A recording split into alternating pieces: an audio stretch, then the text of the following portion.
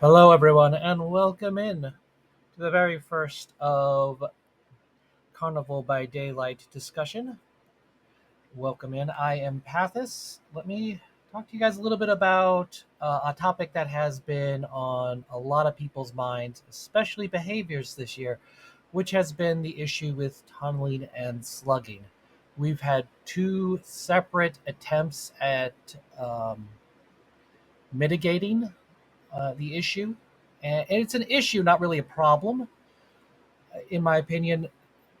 And let me clarify by first saying tunneling is a strategy, slugging is a strategy. Killers will use that when either because they feel it is the best way to do it, it's the most annoying thing to do to survivors, or they are panicking and feeling they need to catch up. Does that mean that it is something we should just say, well, part of the game, let's move on? Where's my skins? No. What we should be focusing on is how we can make that keep it as part of the game, but not either over villainize it or overly sanctify it. What we need to do is find a balance where both survivors and killers can utilize the tools at hand without having to worry about being called out for tunneling or slugging. So there need to be measures, countermeasures.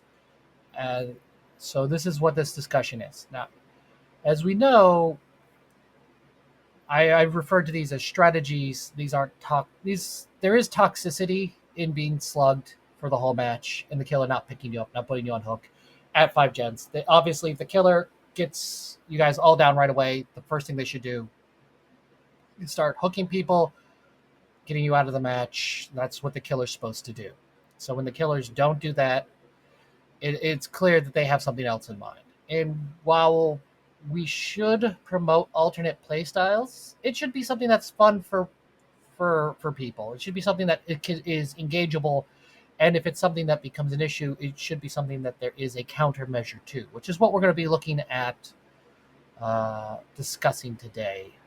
So let's talk about what has been suggested in the past and what I feel might be a good method for using the mechanics in the game to push killers to not tunnel and not slug, not just by helping survivors or punishing killers, but kind of doing a lot more of a offering them an alternative to it. There was a conversation about hand holding, and ultimately these mechanics are here to help. These are helpful little tools to keep the game going, but it shouldn't be so blanketing to one side that the other side just can't do anything about it. A large part of the failures of a lot of asymmetrical games is when the killer role or the hunter role stops feeling powerful. When the survivors have the power, people stop playing the killer, and then the game slowly dies. So what we have to do is make sure that the killers still feel like they're relevant, still powerful, still a threat, but we want to make sure that the survivors have some way of not feeling completely and utterly at the whims of bad actors. So let's discuss a bit more of a fair trade system. We're going to start with slugging, because honestly, I feel like slugging is the closest to being perfect. Now, with the changes they made, they had a 2-minute timer for people to pick themselves up with slugging, and that's fine. 2 minutes. That is definitely, the killer is leaving you on the ground at that point. And it only gives you a couple of times you can pick up before you bleed out. What we can say is the one things I've noticed is the recovery timer versus killers feeling like if they're slugging to catch up, this keeps them from being able to get themselves from catching up later on. So my proposed change is this: keep the 2 minutes. The killer leaves you on the ground 2 minutes, he's not likely to pick you up. Now, if the killer moves outside of 16 meters, the recovery timer should start to increase slowly, incrementally. Because if the killer's moved too far away, then he is not looking to pick you up. And that should allow you to recover slightly faster. Obviously, the alternative I would say to that is if there's another survivor within 16 meters, like with the hook state, like how the unhook mechanic shuts off when the survivor's close and in chase. Let's say 16 meters, another survivor is near a down survivor. That down survivor stops the self-recovery process because there's another survivor close enough to pick him up. And so if the killer is nearby, obviously the killer should chase away the survivor, or this gives the other survivor a chance for like flashlight saves, salvo play. This doesn't remove alternate methods of rescue. This just doesn't punish the killer if he's being harassed. Like if all three other people are around the survivor, the killer shouldn't be punished because he's having to deal with some very altruistic individuals. With that said, the one caveat, the one change I would make, and I'll bring this up a couple of times, is endgame.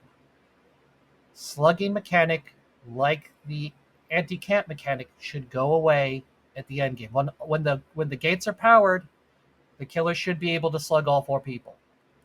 If it's gotten to the point where the gates are powered and there's still 4 people in the match, the killer's going to need some way of catching up. This doesn't. If the survivors have gotten this far, it's in all likelihood that they'll be able to get up. And this allows such perks like Bill's perk, Unbreakable, to still be usable, but make it an endgame perk much like Adrenaline, where it allows for a pickup in the endgame. Increased pickup speed throughout the match and at the endgame allows for the pickup. It will increase some kind of. It will allow people to weigh the pros and cons of bringing the endgame pickup perk, in case they're fearful that the killer will knock them down. But it also gives the killer more killers a chance, if they've been having a rough match, to make it up in the endgame. Because this will be the one place where they'll need to slug in order to get the win, is if they can get all 4 people before they get the gates powered and opened. I think that's a fair trade. I could be wrong. You can tell me in the comments what you guys feel, whether you would do differently, what you would add or take away from that. We're going to go ahead and say, let's move on to tunneling. Tunneling is the hottest topic one, and that's the one where everyone seems to be having the biggest amount of, I don't like this, I don't want to do that, you can't do this, we need this. So let's talk about tunneling. Tunneling is going to happen. It's been shown in video after video. Unless you let the survivors teleport, fly, make them invulnerable, killers are going to tunnel. It's just, if somebody wants somebody out of the game, they're going to get them out of the game. There's no avoiding it. There's no way behavior, unless they drastically change the very core gameplay of the game, that this is going to be something that happens. There are a couple of different ways we can handle this, and I'm going to discuss a few that I have pondered as someone who plays both killer and survivor, especially as killer, which is what I play most of, but that doesn't mean that I want the survivors to suffer. So let's talk about unhooking survivors. Let's talk about the survivor side first, and we'll talk about the killer side.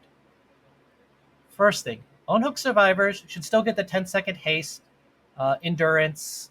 They shouldn't leave scratch marks. And let's say for the 10 seconds, they can see the killer's aura. 10 seconds is a long time, but it isn't an impossibly long period of time. That's not terrible for the one survivor to be able to buy time. At the very least, if the killer's going to tunnel, being able to see their aura allows them to get to a jungle gym, get to a palace, and have some time to at least 10 seconds in which they can see the killer to play with the mind games.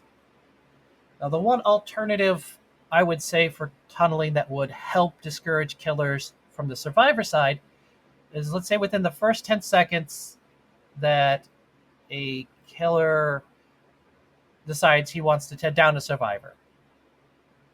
If he downs a survivor within the 10 seconds, like he hits them right off hook, marches right after them, within that 10 seconds, or even like say 20 seconds, 15 seconds, a short period of time, if the killer downs a survivor right off the hook, and we're talking right off the hook, not we wandered around for 2 minutes and the killer found us again and went after us again, then the killer is unable to pick up the survivor for 30 seconds. They down the survivor is down. This is, the anti-slug mechanic begins to kick in, and the killer can't just guard basement, down you, and put you right back on hook, because you have 30 seconds. That gives you a chance to crawl away, reposition yourself in a better place to be rescued, to be picked up. This keeps killers from just taking you right off of hook. And this also doesn't overly reward survivors, because if you just stand there and let the killer down you, okay, they can't pick you up for 30 seconds, but you're not contributing to the survivor side. So this encourages the survivor still to try to get away, but if the killer is really dead set on stopping them, the killer has to wait. And standing over somebody for 30 seconds is a very long period of time for survivors to be doing gens, to be positioning for saves, to harass the killer. There's a lot you can do in 30 seconds. It doesn't overly state it, and it doesn't understate it. This allows survivors to reposition themselves away from basement. 30 seconds is a decent amount of time to crawl away from the basement, making the killer at least having to go pick you up and drag you back to basement. The alternative is if a killer downs a survivor within that period of time and they get hooked a second time, like the 2v8, they should randomly spawn them to the furthest hook away from the killer, allowing survivors to make the save, forcing the killer to have to travel cross map if they want to try to get what they want to try to save, guard that person on hook. That forces the killer to move, and allows survivors to know that, hey, if this guy's getting tunneled, just make sure that someone who's on the other side of the map is ready to make that save. It gives them some time. They can heal, they can reset. If the killer really, really wants them, they have to go all the way across the map to try to find them. The only hooks immune to that are basement hooks, because you don't want to be stuck on a hook across the map and suddenly get transported to the basement. That wouldn't be very good. Now, and again, the 30-second window where you can't be picked up should also be disabled once the gates are powered. This will keep people from allowing themselves to be downed right next to the gates. If the killer is able to down the survivor off hook right next to the gates, they should be able to pick them up in game. It's the end game. This is the last hurrah for the killer to make that play, that grab, that snatch, that down. And it just doesn't feel good if there's a mechanic in the game that denies you the mori, denies you the pickup, the gameplay. So a lot of these mechanics, the end game should be the Wild West. It should still be the anything goes, because this is the last ditch effort for the killer. This is where the killer, if he wants the 4K, he's got to throw everything away and just go as hard as he can. But for the survivors, they got to push the hardest they can that last little bit to get across that finish line. The end game should be epic, should be cinematic, should be something that isn't just a foregone conclusion, but something that allows for a comeback, especially when it comes to the killer, because in horror movies, it's always the last act where the killer is the most threatening, right before he's defeated, or right before he wins and we move on to the next. Now, for killers, I'm not talking hand-holding, because a lot of people say, well, the killer's got so much, they shouldn't get anything. They should get blood points. They should get blood points, and they should get a little speed boost until, they think too hard, and then they lose it. Do away with the speed bonuses. A lot of killers survive without it anyway. You don't need to boost killer speeds when they hook survivors, especially if they don't have anything to do with it. So what my suggestion is, and what I think should be done for killers when it comes to discouraging them from tunneling, is we shouldn't be trying to punish them. We shouldn't be giving them arbitrary rewards. We should be giving them something that they feel that they can build upon.